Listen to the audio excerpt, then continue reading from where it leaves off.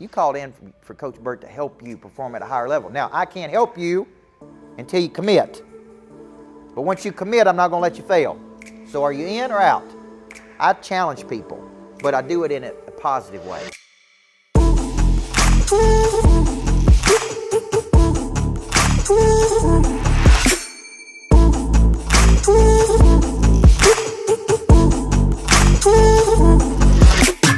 Either you're only serious about your future or you're not. You can't be in one day. You can't be halfway in something and halfway out and expect it to be great.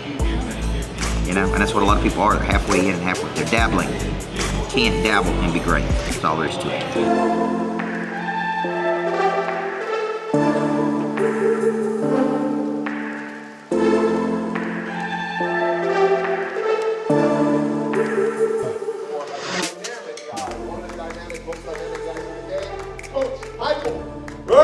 That's right.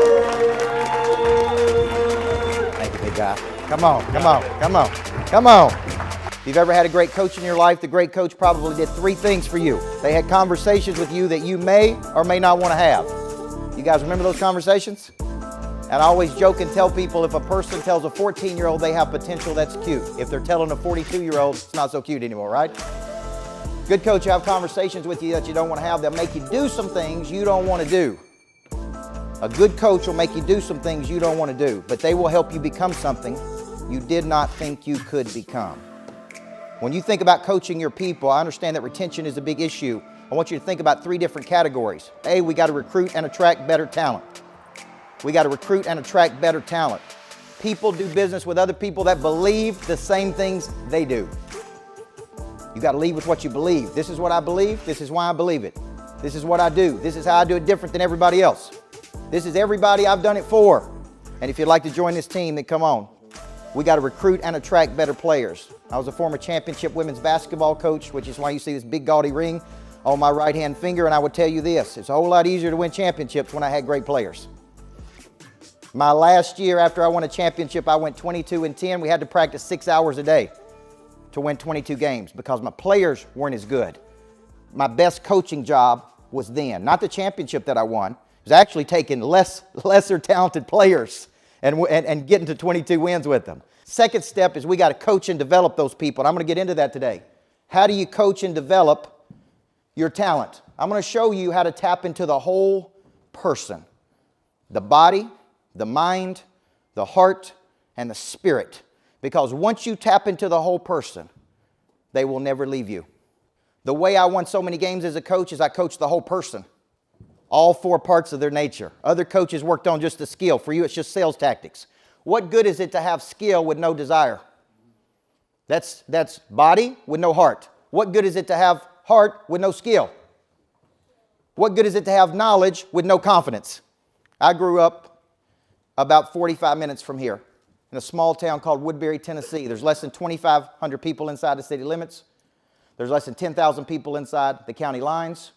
Small town. I had big dreams in a small town, right? At 6 years old, I was raised by a single mother who had me when she was 16 years old. And I watched that woman scratch and claw for everything she ever had. Now, let me ask you this question. Can I give you my prey drive? Prey drive is the ability to see something optically and have the guts to go get it.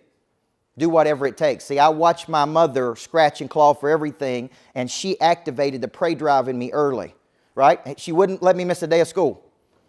So every day I would get up, other kids would miss school. She'd say, son, we don't whine, we don't complain, and we don't make excuses. We show up, we dress up, we show up, and we grow up, and we deliver. And I hated that. I'm like, Mom, other kids get to miss school. When I was 40 years old, I called my mom one day and I said, thank you for teaching me how to show up every day. Now, how many of you believe, I'm going to close this out with this person of interest concept. The way I raise my person of interest score is I partner with big-time people. I create partnerships with big-time people. There's me and Tim Grover, me and Brad Lee. Brad Lee and I did $1 billion camp last year. And we spend 3 days with people at a structure we created, and we build deep bonds with people. One of the things Grover did at the retreat last week is he had every person stand up and tell one thing from a person's past that nobody knew. When Grover was training Jordan, He was on the road constantly with Jordan, and he came home one night, and his 5-year-old daughter said this to him, "Daddy, why do you have to be gone so much?" His response was, "Because this is how I put food on the table. This is how I provide for our family." His 5-year-old daughter said, "Daddy, if I eat less, will you stay home more?" Now I want you to think about that. Here he has the opportunity of a lifetime to train one of the best athletes ever. And he's trying to balance that between raising his daughter. If I eat less, will you stay home more? And I'm looking at my wife over there. She's bawling. I'm bawling. But you know what that comment made me do? How do we take our daughter with us? Because it's possible. How do we build intentional congruence in our life where all parts of our life are feeding all parts of our life? How do we, because up until this point I'd use that as an excuse. Well, we got to get a nanny. Well, we got to pull her out of school. That one statement he made shook me to my core. And I called him that night and I said, "Tim, man, that statement, thank you for sharing that, number one. Number two, it's going to change our family dynamic. Because it's not fair to my 6-year-old daughter to give everybody else all my good energy and serve crumbs to her. It's not fair for you to serve crumbs to your people either." When it comes to the revelation you were talking about, if you haven't gotten to that point in your life, is it, my thoughts are a matter of self-reflection, the coach, get that out of you, but... It could have something to do with, associate with people thinking at a higher level. Put yourself in new situations. Follow what I'm saying? And it does have to do with, like my book, This Ain't No Practice Life, would be a good book for you. Because that book is about finding your voice in life. It's a personal growth book, and it's about helping you find that revelation.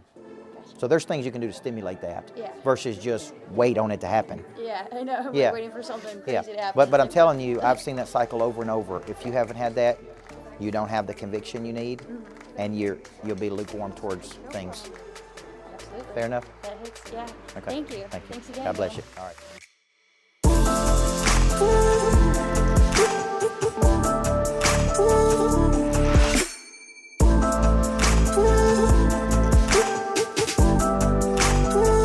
Here's a toast, to incredible network of people that every day we help each other perform at a higher level. Thank you for people that come into our lives like good friends, great business partners, and here's a toast to our good friend, Mr. Brad Lee. Thank you for coming to Nashville.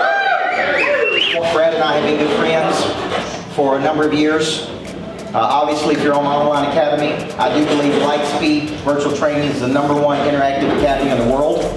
True. I do believe that if you have something valuable to say, this is a great way to distribute it. Tom Love is about to put explanation service on there. Yes?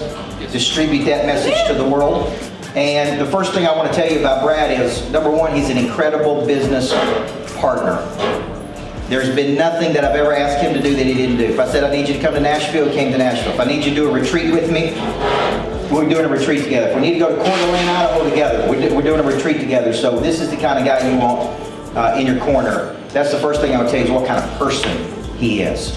Now, that's right. I believe. Make sure you got that on camera.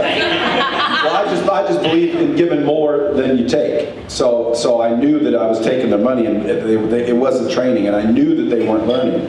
So I just said I have to figure this out. So what I did is just kind of went back and retraced my steps and figured out the 4 key ingredients necessary to actually train somebody. Effective training is not what most companies think, or most companies think they're training when they're really not. But the 4 ingredients that I realized didn't exist. And if you want to know what they are, it's $900 just for tonight. Or come to the retreat. Yeah, or come to the retreat. But no, seriously, the 4 ingredients was good content, repetition, practice, and accountability. So if you look at all of the top athletes, do they do that? Imagine if you went into the military, they threw you an M16, told you to watch a video and then go.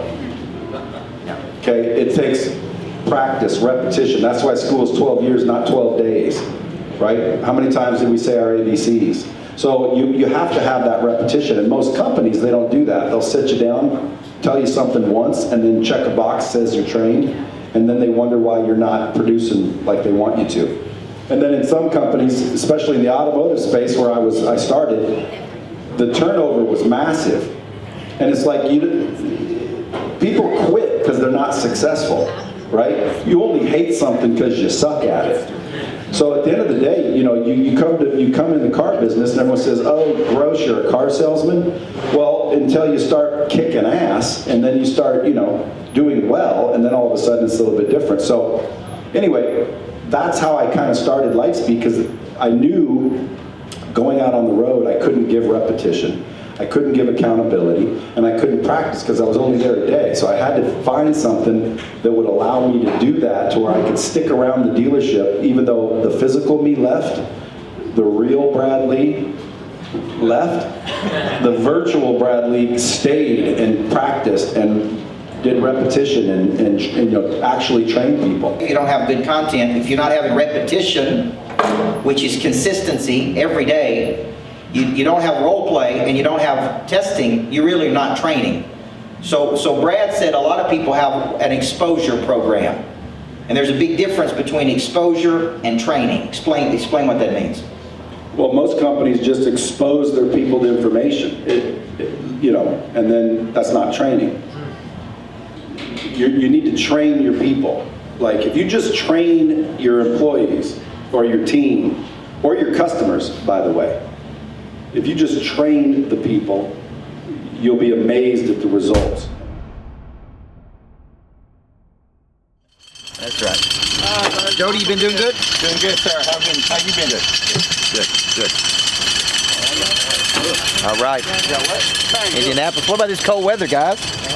Come on. It's warm in Tennessee. We're here coaching some folks from Farm Credit of Mid-America. We're going to teach them a selling system. We're going to help them boost their sales. We're going to help them boost their follow-up. And when I'm done with these folks, it's going to be like this. They're going to go from here, boom. That's what's going to happen. So, in and out. In and out. Come in and coach some folks. Back to Tennessee. We got to interview some folks this afternoon. Got some coaching calls to do. And then at the end of the day, get to go see my baby girl. That's the number one thing, right? For many years, I thought my sole job was to teach people the systems that I created. I've since come to believe that part of my job as a coach is to get you to recommit to things you already committed to. I want you to think about this, okay? A lot of what I'm telling you this year, you already know, yes or no? You know you should be prospecting 2 hours a day. You know you should go 7 touches into follow-up. You know you should service after the sale. You know you should be asking for referrals, okay? And if you're good, and you are, why wouldn't you want other people to know about your product and service? Part of our role is me reminding you of things that you already committed to doing. You just got away from doing. So I want you to think about this cycle. Here's an ugly cycle as humans that we have. We get excited. We read something, we watch something, we hear something, we get excited, we start something. Okay? I want you to think about your cycle. We start something only to fall off the wagon. Now, why do we fall off the wagon? Some of you said, I'm going to prospect 2 hours a day. I know I need to be prospecting 2 hours a day. And you started that, and then somewhere along the way, well, I don't have time. Well, I'm too busy. Well, this takes precedent over that. I got to put out these customer fires. Got to handle these customer complaints. Got to deal with this issue. Got to try to get the file across the finish line, right? Then, all of a sudden, we're not prospecting 1 hour a day. Or we're not prospecting 30 minutes a day. Now, why do we fall off the wagon? Because you need to understand every person falls off the wagon for different reasons. Why do we fall off the wagon? Why do we start with good intention, then we contract, okay? Then we feel guilty about it. How many of y'all have ever had that cycle before?